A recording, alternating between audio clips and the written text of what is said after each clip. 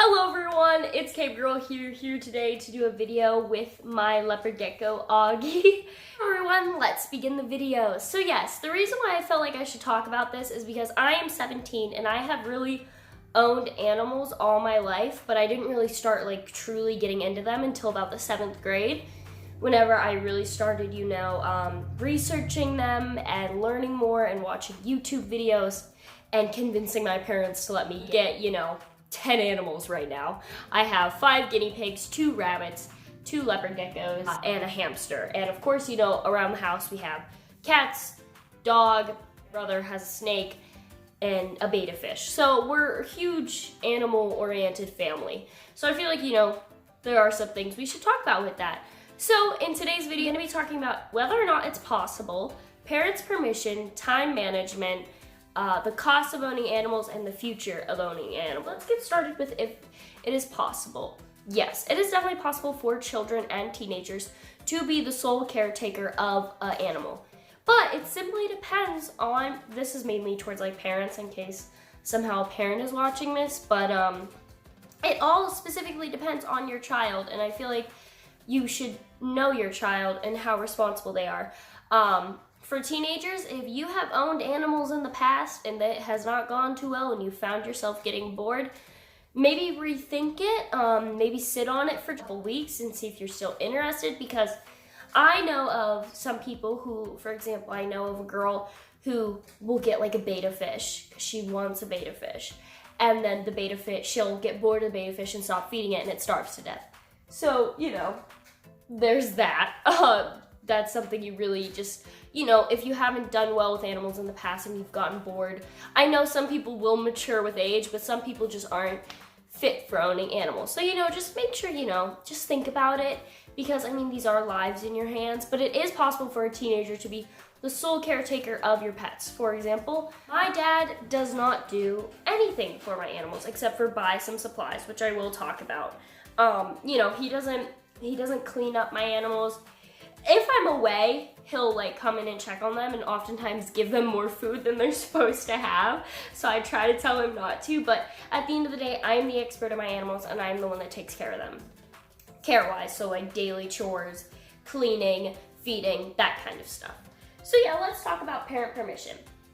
First thing you need to do is make sure you have researched so much on these animals. Watch a ton of YouTube videos, which I find to be the most helpful for me because I can do homework while watching these videos. And then, as you're watching videos, maybe look up some websites, see different care guides. Just make sure you do a ton of research, know the ins and outs of that animal care, and then go up to your parents.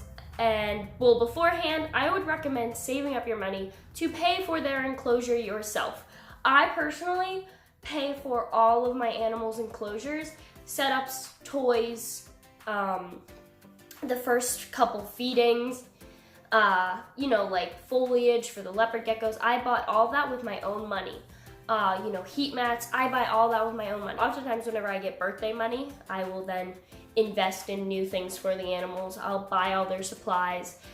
Christmas time is also a really good time to maybe ask your parents, and then instead of getting other stuff for Christmas, ask for, a gift card to a pet store, or ask for a tank, because that is a special occasion.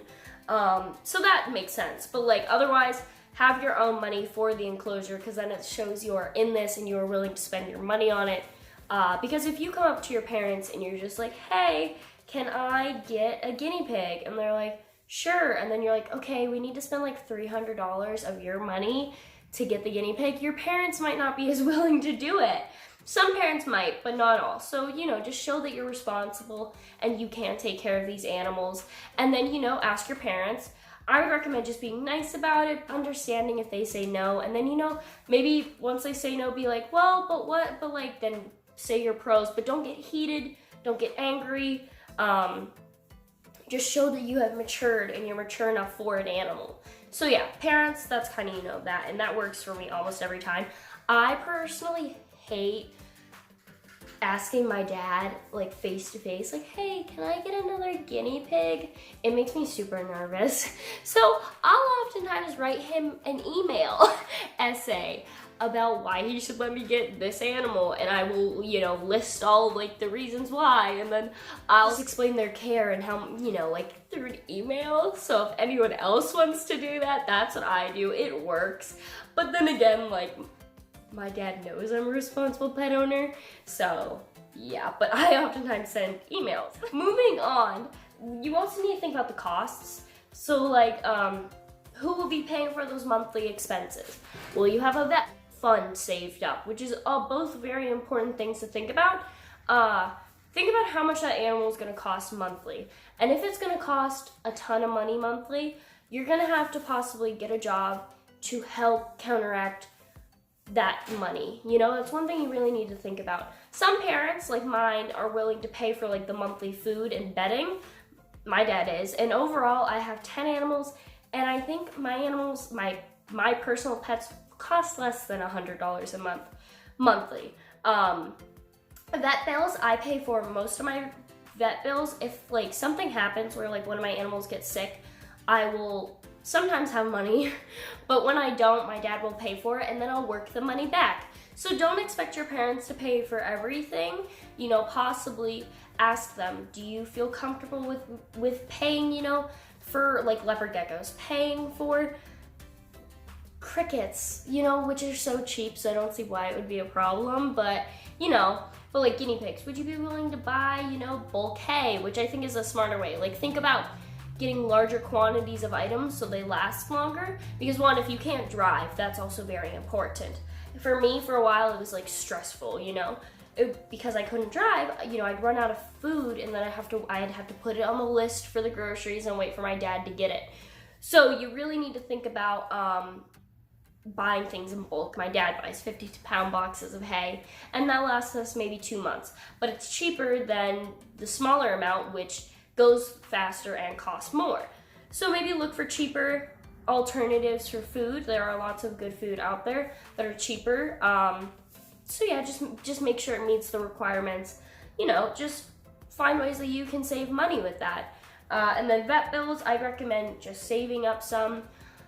I need to start doing that, but oftentimes, you know, again, my dad will pay for it, and then I will work back the money. So I'll sell some things that I own, or I will do a whole bunch of yard work, do a whole bunch of chores, you know, like yard work, waxing the car, that kind of stuff. Or I'll just pay him back. So yeah, you know, that's just, you know, being a teenager and just figuring that out. What you really need to think about is if you want to own a lot of pets, or if you want to own 1 or 2 pets. Or, you know, like a specific kind of pet, like guinea pigs. You can own a bunch of guinea pigs, but the time spent on them is a little more, but it'll be more than owning 4 different kinds of animals: hamsters, leopard geckos, guinea pigs, rabbits, you know. All those take different amounts of time, but if you have animals in the same enclosure, I find that it's easier. So like, you know, guinea pigs, I find that having a whole bunch of not a whole bunch of guinea pigs together, but like having 1 or 2 guinea pigs together for me is oftentimes easier than having, you know, in separate cages, because then I can spend more time with said animals. So, you know, just think about how many animals you want and how much you can handle. Things to consider: how long does your schoolwork take? Do you work? And what sports and activities are you in? I personally had to give up my sports, which I'm not good at sports. I'm like the worst person ever at playing sports, but I gave up basketball so I could put more time and energy towards my guinea pig's care, because it was slacking at the time, and that was back in like 9th grade. So, you know, I mean, you shouldn't, you know, give up something you love for them, but, you know, just think about that. Like, if you want to own 20 animals, will you have time for job, school, sports? Especially if they're high maintenance animals. So, you know, take that into consideration. You can definitely play sports and own a hamster. You can definitely play sports and own 2 rabbits. You can definitely play a sport and own maybe like 3 or 4 leopard geckos. I'm just thinking of like, if you own a whole bunch, that, you know, you're gonna need to take time out of your day to feed all of them, spot clean, make sure their temperatures are correct, get them out, socialize, enrichment, that kinds of things. You just need to think, what kind of time are you willing to spend on that animal as a teenager? Because I know that, you know, some people might want to go out and hang out with their friends, but it might be cage cleaning night. You know, and of course you can skip that, but think like, do you want to hang out with friends a lot? Or are you willing to stay home and work with your animal and spend time with your animal? You know, just things to put into light. And I still spend time with my friends, but I personally don't like hanging out with people that much outside of school. I'm kind of antisocial. So, you know, it's fine with me, you know? I don't care that I don't hang out. I mean, of course, you know, I don't spend every waking minute on my animals, but, you know, Sundays are cage cleaning day, so I don't go out that much on Sundays. You know, that kind of stuff. Moving on to future with your pet. So one thing you need to consider is what grade you're in and how many years till you graduate. Because I own leopard geckos and these live like more than 20 years. And so I need to consider, what am I gonna do for college? What am I gonna do for a future job? You really need to think about that. Same thing with rabbits. Rabbits live 8 years. So if you're a senior and you get a pair of rabbits, which I'm in 11th grade, so it's not even like but if you wanna go to a college out of state, so like let's say you live in Maryland, but you want to go to school in Florida, that's going to be a problem with your rabbits, you know, like, are you going to be able to find a dorm where they'll be allowed? Are you going to be able to take care of them while you're in college? What is your plan with your animals, you know? That is just something you really need to consider. For me, I plan on going to school locally, and even if I did have to go to a dorm for a couple of years and I couldn't bring my animals, I'm sure I could still go to school locally. I want to go to school in state. But I could possibly, you know, get my aunt and uncle to take my Leos, and then they could just throw in mealworms for them to eat, you know, like that kind of thing. I've already thought about that, and that's why I've gotten 2 leopard geckos, you know, in 11th grade. So yeah, just something you need to think of ahead of time with your animals is just, what do you want your future to look like? How do you want it to go? Will you need to rehome your animals? And just so you know, there's no shame in rehoming animals as well.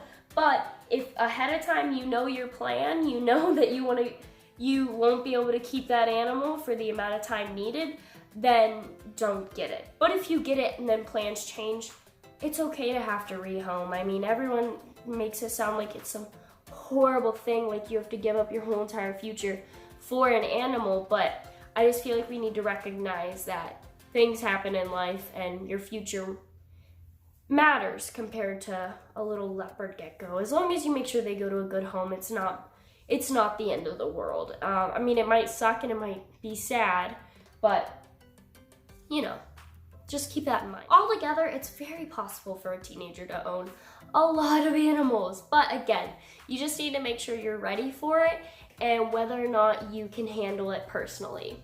It'll be fine. Just, you know, just a few things you should think of as a teenager.